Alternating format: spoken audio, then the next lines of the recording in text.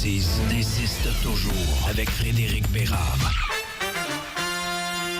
Bon matin, Fred. Salut, ça brasse un petit peu. Oui, on est en situation de crise, en quelque sorte. On gère une situation particulière en région ici.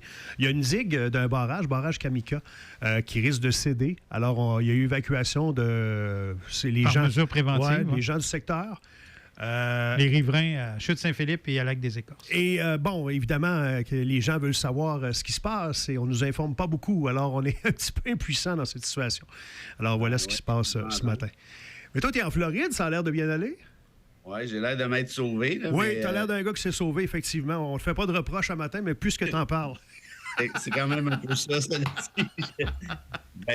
premièrement, bon courage à tous les sinistrés. Là, j'ai compris que l'aréna était ouvert, c'est ça? Oui, exactement. Il n'y a pas de sinistrés, en fait, pour l'instant.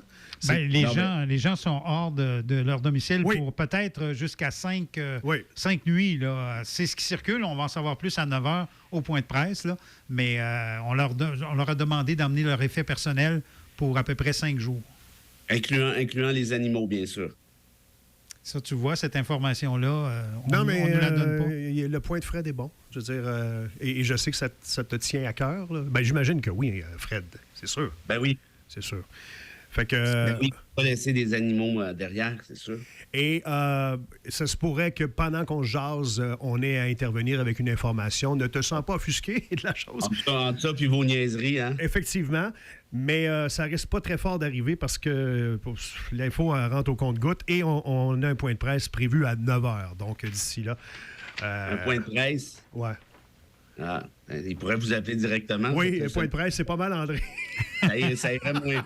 Comme ça irait plus vite d'appeler André comme point de presse, mais en tout cas.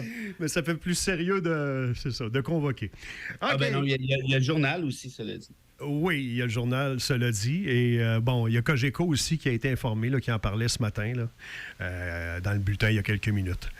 Ceci étant dit, on va changer les idées avec toi. Comment ça se passe? Moi, je ne savais pas. Tu ne nous avais pas dit que c'était spécifiquement pour ça ou bien je t'écoutais pas. Mais tu veux terminer ton livre sur Offenbach. C'est ça la raison. Oui, en fait, j'ai plus d'eau chez moi, de un. Ah oui, oui, c'est vrai. Mais j'aurais pu aller au chalet, mais j'aimais mieux... c'est plus facile je sais pas, pour finir un livre, comment je te dirais ça, c'est toujours mieux. J'aime toujours ça de finir ailleurs, dans un autre setup. Ça me donne une autre perspective. C'est dur à expliquer là, comme démarche, là, mais... la plupart des artistes disent ça, changer de décor, c'est ça. Ouais, je me qualifie pas d'artiste. Non, mais, on entend ça. mais ouais, changer de décor. En fait, en gros... c'est ça, puis je me fais un petit peu moins déranger quand je suis ici. Puis je dis pas ça déranger dans le mauvais sens du terme, mais des amis ici, j'en ai pas. À Montréal, j'en ai une couple. Là, fait que voilà, c'est plus facile comme ça. Ouais. C'est qu'on a perdu un bon ami de la famille Offenbach hier. Miles Goodwin, le chanteur des Prolwine, est décédé à l'âge de 75 ans. Ouais, famille très... famille. Breen Leboeuf a joué pour les Prolwine un petit mais peu. Après... Oui. Ouais, après, ouais. Oui. Oui, puis Jerry Mercer a joué aussi. Oui, pour Offenbach, tu t'en souviens, c'est lui qui avait remplacé le gros Bob Harrison quand il avait prétendument fait une crise de foie en France parce qu'il avait bu trop de bière. Mais au Palais des Glaces. Si tu lis mon livre, tu vas connaître la vraie histoire. Ce n'était pas une crise de foie. Tu sais que s'il y a un livre que je veux lire, c'est celui-là. Et ça fait longtemps que je l'entends, celle-là. Et... dans la chanson de Plume, Palais des Glaces, chanson d'Offenbach, mais les paroles avaient été écrites par Plume. Hein, Gros Bob a bu 62 bières pour combattre le froid. Ouais. Il a frôlé les bords du cimetière avec une cirrhose du foie. Ça, c'était pour les médias, parce que c'est pas ça qui s'est passé. Et Mercer est arrivé juste. Puis Mercer, d'April One, justement, ils l'ont sacré dans l'avion. C'est la gang de Spectra qui était gérant d'Offenbach dans le temps. Puis ils l'ont sacré dans l'avion, mais Mercer, il ne connaissait pas Offenbach. Fait que Ménard ou Simard lui a donné une espèce de cassette, comme on avait dans le temps, avec un Walkman. Puis il dit, écoute, ces tunes-là, c'est à peu près ça, le setlist qu'ils font en France. Fait que Mercer a pioché tout le long du vol en faisant de l'espèce de air drum. Fait qu'il tapochait avec sur le siège d'en avant. Il prenait les tunes, wow. Il y a une chance que Mercer était gros parce que le gars en avant devait être tanné, c'est moyen temps de se faire taper sur la tête. Et quand il est arrivé là-bas, il est monté sur le stage, mais il ne connaissait pas les chansons. Fait qu'il fallait qu'il s'arrange. Brune Leboeuf, il dit OK, je vais m'en occuper, ce qui marche habituellement de cette façon-là dans un band de rock. La section rythmique, oui. Ouais, la basse puis le drum. Mais là, tu sais, c'est parce que quand tu es live, c'est pas nécessairement des fade-out comme sur un album. Évidemment, il faut qu'il y ait une finale. La chanson s'arrête. Fait que là, Mercer, il savait jamais trop quoi faire. Fait qu'il regardait Leboeuf. Puis Leboeuf, il avait des signes genre, je te fais un clin d'œil, ça veut dire ton snare. Si je te fais un signe de la tête, ça veut dire t'arrêtes avec ton bon. Fait que là, à un moment donné, Leboeuf, il m'a raconté, il dit là, j'osais plus rien faire, j'osais plus bouger, il faut sauter, faire un clin d'œil de peur de faire exploser une pétarade. En tout cas, fin de la parenthèse. Bon. Hey, on a hâte de lire ça, c'est bon. Ça va être dans le livre, ça, ou non? C'est du stock à côté? Oui, OK, parfait. La seule entente que j'ai avec Johnny Gravel, c'est je raconte toute l'histoire, même celle qui n'est pas le fun du tout. Puis il y a des moments très, très, je te dirais, très touchants. Puis il y a des moments très, très difficiles aussi. Des histoires en rapport à Jerry, notamment que personne ne connaît dans la sphère publique, mais que Johnny m'a raconté dans le détail. Tu sais qu'il y a toujours cette situation au Québec qui prévaut au niveau de la grève des enseignants, les gens du secteur public. On ne parle pas seulement des enseignants, évidemment, mais il y a les enseignants de la FAE, notamment, qui retiennent l'attention parce qu'ils n'ont pas de fonds de grève. Et ceux-là, en fin de semaine, travaillaient d'arrache-pied, en tout cas, les représentants syndicaux, parce que eux ont besoin que ça se termine un peu plus vite que ceux qui ont un fonds de grève, on s'entend. Pas que c'est pas important pour ceux qui ont un fonds de grève, mais ceux qui n'ont pas d'argent qui rentrent. On dit même que les gens se coordonnent pour s'aider financièrement. Puis, c'est quand même assez particulier comme situation, là. On dit qu'il y a des avancées. On entendait ça au bulletin Cogeco, André. Du côté du FAE, on est optimiste dans le sens qu'on a fait quelques gains. Comment tu entrevois la semaine de ton côté? Fred, je sais que tu es en Floride, là, mais quand tu as quitté, il n'y avait pas grand-chose qui avait bougé, pas grand-chose qui semblait indiquer que ça allait se terminer bientôt. Comment tu vois la situation, ton coup d'œil là-dessus? J'ai de la misère à comprendre, on en a déjà parlé, où s'en va le gouvernement Legault avec ça. La seule affaire qu'ils doivent se dire, c'est que la FAE, qui n'a pas de fonds de grève, justement, à un moment donné, là, ça va finir par casser. Donc, ils se servent de ça, tu penses?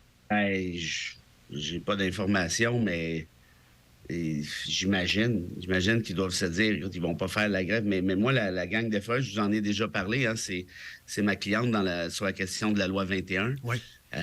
Puis c'est du monde avec le cœur à bonne place. C'est du monde qui font, en tout cas, de ce que j'en connais, là, puis je connais pas tout, je suis pas dans l'organigramme, je suis pas dans les relations que j'ai avec eux. C'est des gens qui ont le bien commun. Écoute, moi, ils me parlent jamais de leur paye, de ci, de ça, là. Ce qu'ils me parlent, c'est comment ça se fait que l'éducation publique est rendue chez le diable? Comment ça se fait qu'on s'en occupe pas? Comment ça se fait qu'il y a des champignons dans les écoles? Comment ça se fait que c'est pourri? Comment ça se fait qu'on n'a pas été capable qu'on nous disait d'ouvrir des fenêtres pendant une pandémie au lieu de mettre des purificateurs d'air? C'est ça qui les obsède, puis ils ont raison. Parce que c'est pas pour eux, c'est pour nous, c'est pour nos enfants. Tu sais, quand Legault est allé dire, on va pas trop y taper sa tête un matin, là, mais il est allé dire, pour le bien de nos enfants, je demande aux syndicats d'arrêter de faire la grève. Pour le bien de nos enfants, c'est quoi ce chantage émotif-là? Le bien de nos enfants, Legault, là, je veux dire, s'il y a du monde dans la rue, c'est justement pour ça. C'est parce qu'on s'en occupe pas de l'éducation publique. C'est ça la vérité. Ils sont pas dans la rue pour le fun, là. Ils sont dans la rue sans fond de grève, sur leurs bras, à faire garder, parce qu'il y en a un paquet là-dedans qui ont des enfants, à faire garder leurs petits en plus pour être dans la rue. Tu penses qu'ils font ça pourquoi? Quand il prend cette position-là, c'est comme s'il voulait faire avaler à l'opinion publique que c'est juste pour l'argent que les gens font ça et non pas pour... C'est ça, exact. C'est classique Legault. Dans le classique Legault de la pandémie, je vais me faire passer pour le bon père de famille. Là, je vais parler des enfants, là, puis le monde va avoir de la larme à l'œil. Mais ça passe plus, ça. C'était correct au début, là, mais c'est comme le sucre à la crème à un moment donné. Mais là, on le voit, de toute façon, l'opinion publique est derrière parce que les gens ont compris que ces gens-là qui travaillent auprès des enfants veulent justement le bien des enfants. C'est la priorité. Là. Ah, mais ça, honnêtement, tu remarques, j'en avais pas fait de show la semaine passée parce que j'ai trouvé ça tellement cheap que si j'étais rentré là-dedans, là, j'aurais vraiment pas été fin avec le premier ministre. Là, après quelques jours, je me suis calmé un peu, mais d'aller prendre des enfants en otage dans une négociation, sous-entendant que ces profs-là ne prennent pas en compte l'intérêt de l'enfant, alors qu'au final, ce qu'ils font, c'est en très bonne partie pour l'intérêt de l'enfant. C'est prendre les gens pour des tatas, mais ça, Legault, c'est le champion par excellence. Mais c'est insultant, là. Surtout. Là. C'est vraiment, toi, tes profs, là, écoute, regarde les taux de burn-out de nos profs. Je dis pas des profs, je dis de nos profs. Et les gens qui quittent, et la profession. Oui, puis les gens qui quittent. Ils quittent pourquoi? Parce qu'ils quittent, ils ont étudié là-dedans, là. Sauf la gang à Drainville, là, qui voulait mettre des adultes là, dans la salle. Mais pour le reste, c'est des gens qualifiés, qui ont des permis d'enseignement, puis qu'après toutes ces études-là, à l'université, ils disent, moi, je ne ferai plus ça. Je ne suis plus capable, ma santé mentale ne le permet pas.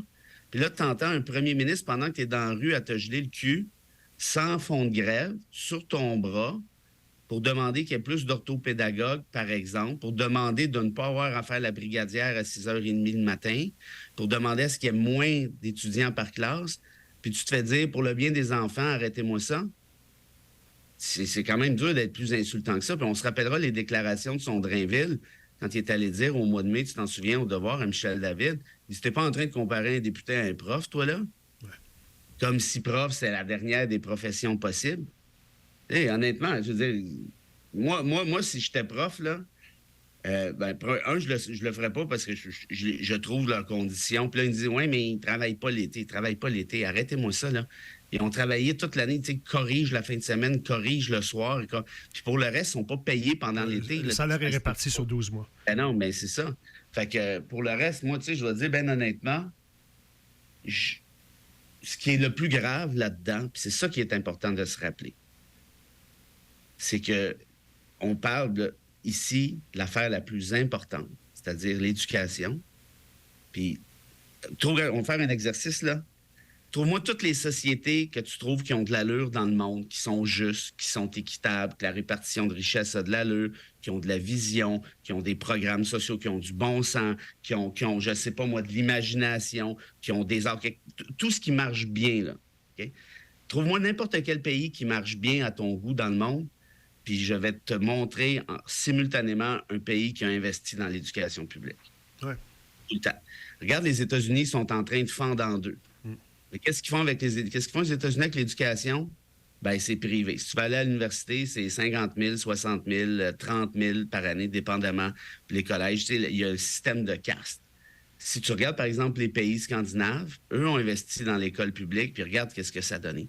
Regarde juste la France, qui n'est pas parfaite, on s'entend, mais en matière d'éducation, là, l'éducation publique, un Français qui débarque ici, là, il rit de nos petits Québécois, là, parce que la France a investi dans son système. C'est plus important d'être prof là-bas que d'être un paquet d'autres affaires.